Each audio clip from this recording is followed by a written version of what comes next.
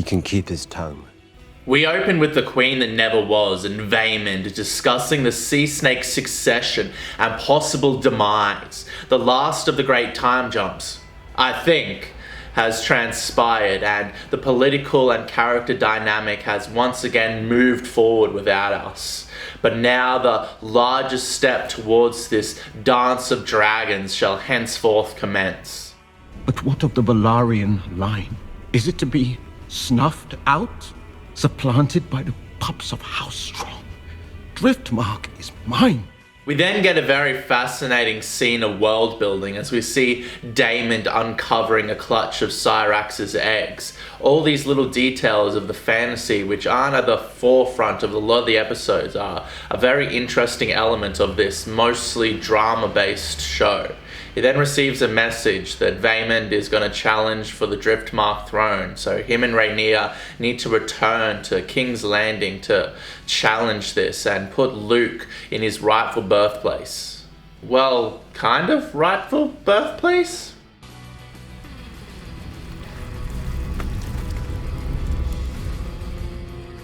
Greeted by a dark and unwelcoming castle, Rhaenyra and Daemon visit with their brother/father, and it's incredibly sad and shocking to see the extent to which Viserys's condition has descended into sickening extents. You can feel the sadness and heartbreak here in Matt and Emma's performance, so kudos to them. Help me.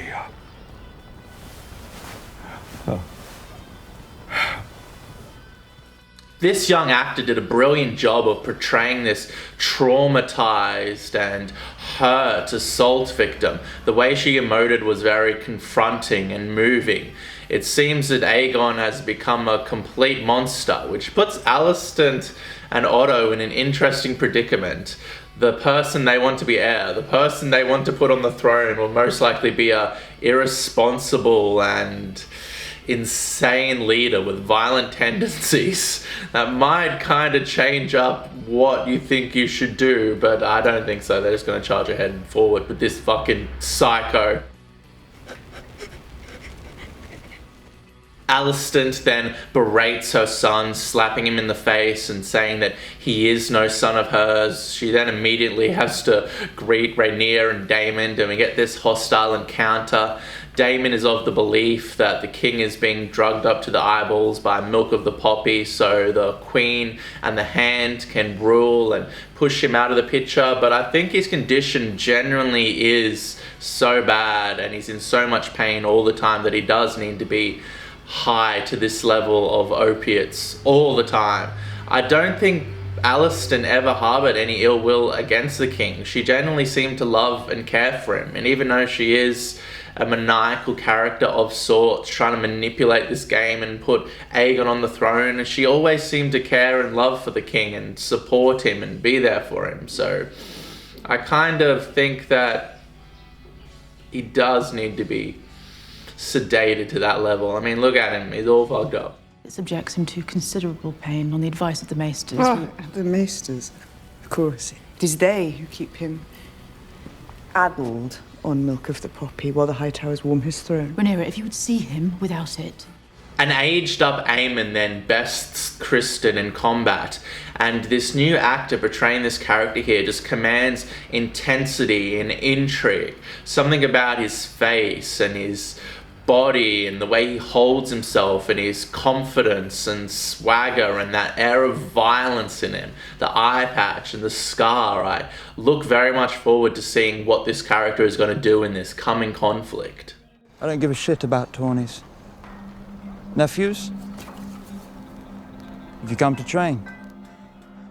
Rhaenyra enters her father's bedchambers late of night and begs him to back her claim to the throne and reaffirm his opinion in her being the rightful heir and her son being the heir to Driftmark.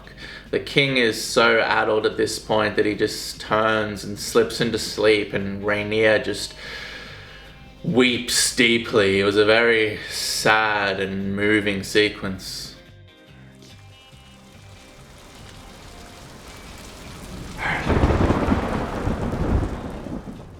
It's all the little details that make a drama feel real and tangible, the little tiny insignificant character quirks that make them seem like they could be people that live in the real world, and little stuff like the model that Viserys built over this entire show just make it grounded in reality. I love the fact that he was just building this castle. It made no sway towards a larger narrative push. It was just a little tiny character element. He was a forward-thinking king who placed a female on the throne, but also he had a foot in old Valyria in the past and the history. It's just interesting, and it brings more depth and realism to a drama. In a harrowing scene, we then get to see the extent of Viserys' disease. They use a body double here that they composited on top of Paddy to make him look thin and frail. They used CGI to hollow out his cheeks, which kind of had an uncanny valley look to it, but I think overall worked. But most of all, I think the thing that carries you through this descent into death is Paddy's performance. There's been so many stages and levels of descent to this character, and Paddy's performance just completely sells it. At the beginning, he's just happy.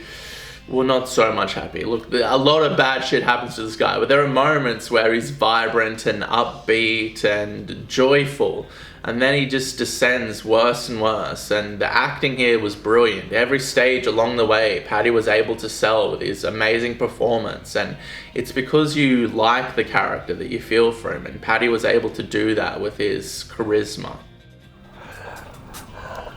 Just arrange this up.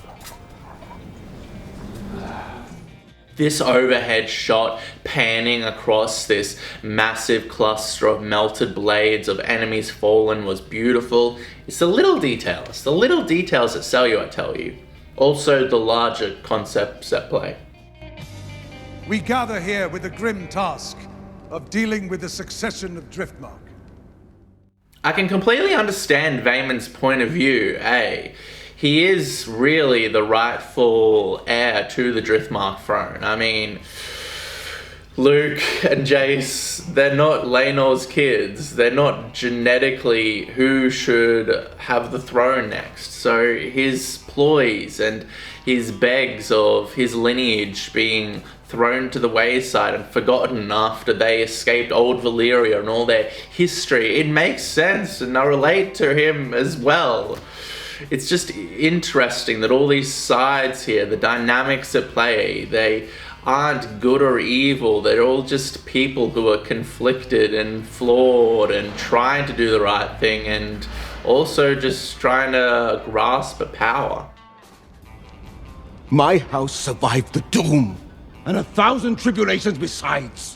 Then, like the ultimate hero, forgoing the milk of the poppy, and to everyone's astonishment, entering the court bent over like a question mark, Viserys, the king, re-enters in this moment to assert his authority. It was a truly impactful and moving moment, mostly because I love this character and I feel so much sympathy for the fucked up situations he's been placed in time and time again, and just to see him get this little tiny win here, this little tiny win. I'm still the king, kinda.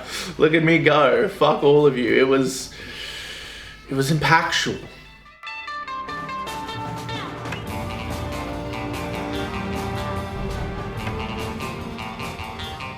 I could have cried. I didn't, but I could have cried when the king dropped his crown and Daemon picked it up. These two brothers have been through so much together, more than any people should ever go through together. Their complicated history, their antagonistic relationship, and to see Daemon here for his brother in the end, it was just a moving moment.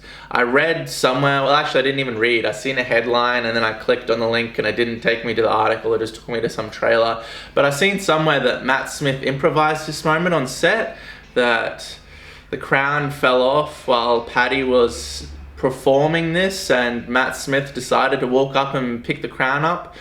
I don't know if that's true, I didn't research it, but if that is true, this was one of the most impactful moments in the show for me, and it was just brilliant and touching and beautiful. And if Matt Smith on the fly decided to have this little character moment be improvised, then fuck, good on you, Matt. If you didn't and it was in the script, then it's also awesome.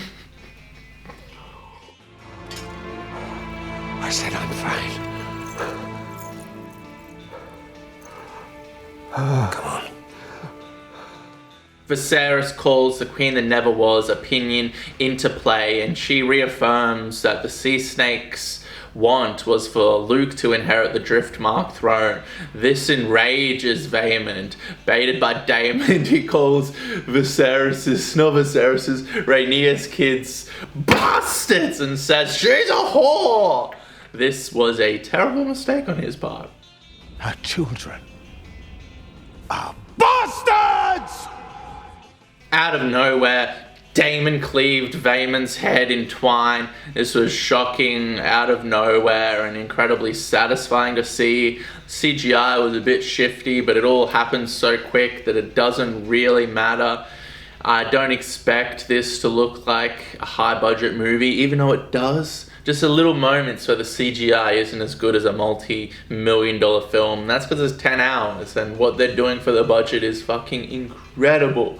Either way, a great, great, satisfying moment.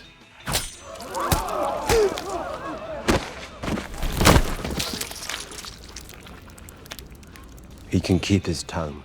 The Last Supper then commences, and the king, commanding the attention of his entire family, removes his mask to reveal his empty eye socket and gaping wound in his cheek. He begs them all not to tear each other apart and decries his love for them and reveals his mortality. Paddy's performance here was just moving and beautiful. If not for the sake of the crown, and for the sake of this old man, who loves you all so dearly.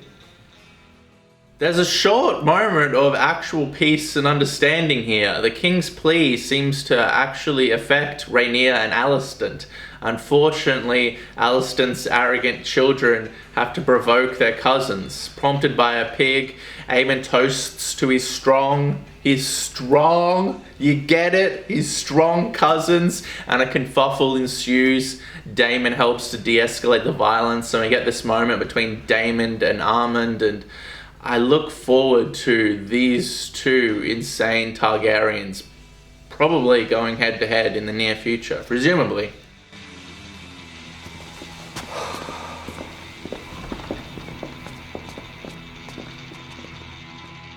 In an opiate-induced ordeal, Viserys mutters of past prophecies, and Alicent, for whatever reason, interprets this as him saying that Aegon the Arsehole should be the heir to the throne. She really missed the mark on that one. I mean, clearly the guy is super high and just like randomly rambling, nonsensical non sequiturs, and you interpret that as definitely my son is the heir to the throne. We got confirmation. The old man said it. It was clear as day. Was it though? Was it? She leaves with this new information, and Viserys, all alone, reaches out. He cries a single tear. He says, "My love," and finally, this guy can rest. He's done. He's died. A beautiful character arc, a beautiful performance by Paddy, and an interesting and intriguing character. Just to see this guy who wasn't evil, who was naive and dropped the ball a lot of times and tried to do the right thing, but he just seemed to be dealt a bad hand of fate. Even besides the leprosy or whatever, he would just constantly choose the wrong option, which would cascade into worse and worse situations. Now he's completely segregated the Targaryens and instilled this civil war that's about to commence, and just the way that he physically degenerated into this horrible, sickening, sad condition was amazing.